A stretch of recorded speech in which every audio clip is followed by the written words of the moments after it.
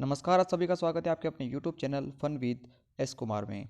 मैं हूं एस कुमार और आज मैं आपको रेक्टेंगल यानी कि आयत के बारे में पढ़ाने वाला हूं। दोस्तों, आज से हमने हमारे चैनल पर एक डिजिटल तरीके से ज्योमेट्री और सभी चीज़ों को पढ़ाने का निश्चय किया है। तो इस वीडियो से हम स्टार्ट कर रहे हैं। आपको ये तरीका कैसा लगता है आप हमें कमेंट करके ज़रूर बताइएगा। ये पीपीटी है, इसके माध्यम से आपके बहुत सारी जो है लिखने का टाइम बच जाता है और मैंने क्या स्पष्ट लिख रखा है वो भी आपको स्क्रीन पर दिखाई देता है। तो चलिए शुरू करते हैं। सबसे पहले आयत के बारे में जान लेते हैं, एक बेसिक डिटेल कि आयत में कितनी भुजाएं होती हैं। तो दोस्तों, आपको जो आकृति दिखाई दे रही है ये एक आयत है। इसमें कुल मिला के 4 भुजाएं हैं। इसमें शीर्ष या कोने जो हैं इनकी संख्या कितनी होती हैं? 4 होती हैं। कोने किन्हें कहते हैं? जहाँ दो भुजाएं आपस में आकर मिलती हैं उन्हें हम क्या कहते हैं? कोना कहते हैं। नेक्स्ट हम बात करते हैं कि आंतरिक कोण। तो आंतरिक कोणों की संख्या कितनी होती हैं? 4 होती हैं। एक आयत के अंदर आंतरिक कोणों की संख्या कितनी होती हैं? 4 होती हैं। तो इसके बारे में हम जान लेते हैं। 4 कौन कौन से हैं? पहला कोण ये वाला, दूसरा कोण ये, तीसरा कोण ये, यहाँ से यहाँ तक, और चौथा कोण ये। यानी कि कुल मिला के अपने पास एक आकृति में कितने अंतःकोण हैं? 4 अंतःकोण हैं। इनमें से प्रत्येक अंतःकोण कैसा होता है? एक समकोण होता है। कैसा होता है? एक समकोण होता है। समकोण का मान कितना होता है? 90 डिग्री होता है। और सभी कोण कितने डिग्री के होते हैं? 360 डिग्री के होते हैं। यानी कि एक कोण कितने डिग्री का है?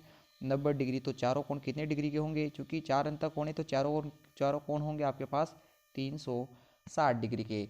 इसी प्रकार ये तो हो गई आयत की एक बेसिक डिटेल। नेक्स्ट हम बात करने वाले हैं आयत की परिभाषा के बारे में कि आयत की परिभाषा क्या होती है। आयत एक ऐसा चतुर्भुज होता है जिसमें आमने सामने की भुजाएं क्या होती हैं? बराबर होती हैं। और प्रत्येक अंतःकोण कितने डिग्री का होता है? 90 डिग्री का, यानी कि समकोण होता है। तो वो क्या कहलाता है? आयत कहलाता है। दोस्तों, आपसे पूछे कि आयत क्या होता है तो आप बता दोगे कि सबसे पहली कंडीशन तो ये है कि आमने सामने की भुजाएं बराबर होनी चाहिए।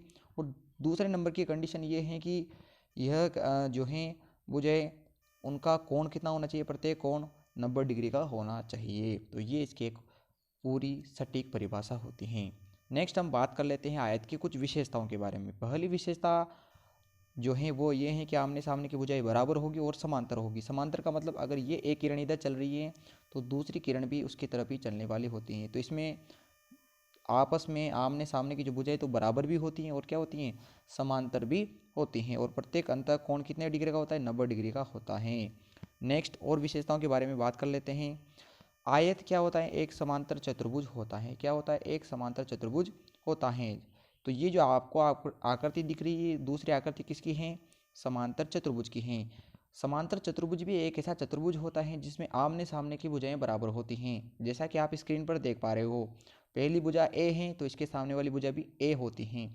इसी प्रकार यदि दूसरी भुजा बी है तो इसके सामने वाली भुजा भी कौन सी है? बी है।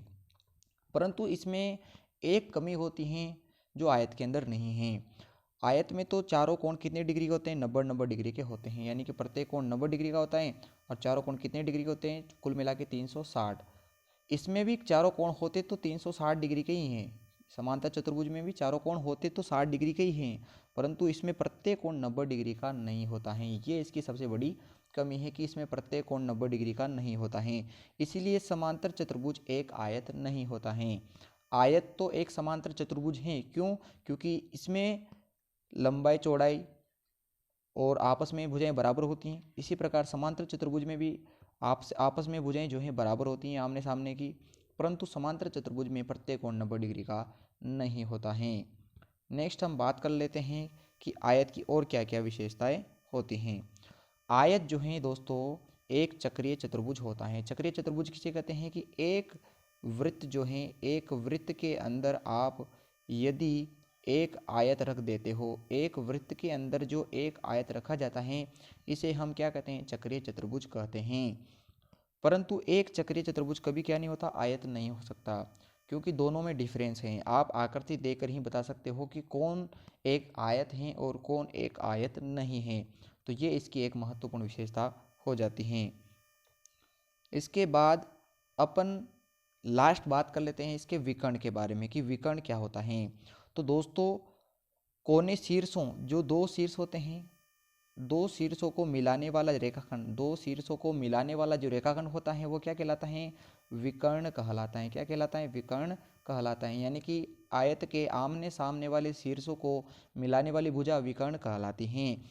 ये विकर्ण एक दूसरे को समद्विभाजित करते हैं, यानी कि आपको दो विकर्ण दिखाई दे रहे हैं।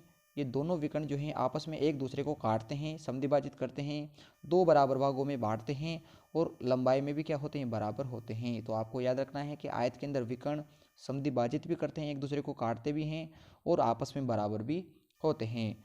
नेक्स्ट हम बात कर लेते हैं कि आयत से संबंधित क्या क्या सूत्र आपको ध्यान में रखना चाहिए। पहला सूत्र है आयत के परिमाप का। आयत का परिमाप क्या होता है, 2 कोष्ठक लंबाई प्लस चौड़ाई। आपको ये हिंदी में भी दे सकता है और आपको ये अंग्रेजी में भी लिखना पड़ सकता है। अगला है आयत का क्षेत्रफल। आयत का क्षेत्रफल होता है लंबाई इंटू चौड़ाई। लास्ट है विकर्ण।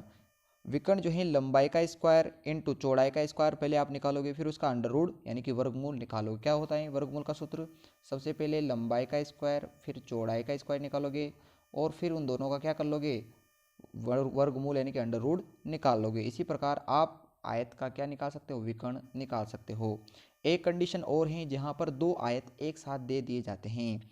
जब आपके सामने दो आयत आपको दे दें जिनमें से एक आयत अंदर होता है और दूसरा आयत एक बाहर दिया जाता है, तो आप क्या करोगे, सिंपली आपको उनकी जो है लंबाई चौड़ाई तो दी जाती हैं, तो आप बड़े आयत के क्षेत्रफल में से छोटे आयत का क्षेत्रफल घटा दोगे। तो आपके जो है ये छायांकित भाग जो पीले कलर का भाग है, इस भाग का क्षेत्रफल आपके सामने निकल कर आ जाएगा। दोस्तों मैं उम्मीद करता हूँ कि आपको हमारी आज की जो है वीडियो अच्छी लगी होगी, प्रेजेंटेशन अच्छी लगी होगी। आपको वीडियो अच्छी लगी है तो वीडियो को लाइक कर देना और चैनल को सब्सक्राइब जरूर कर देना।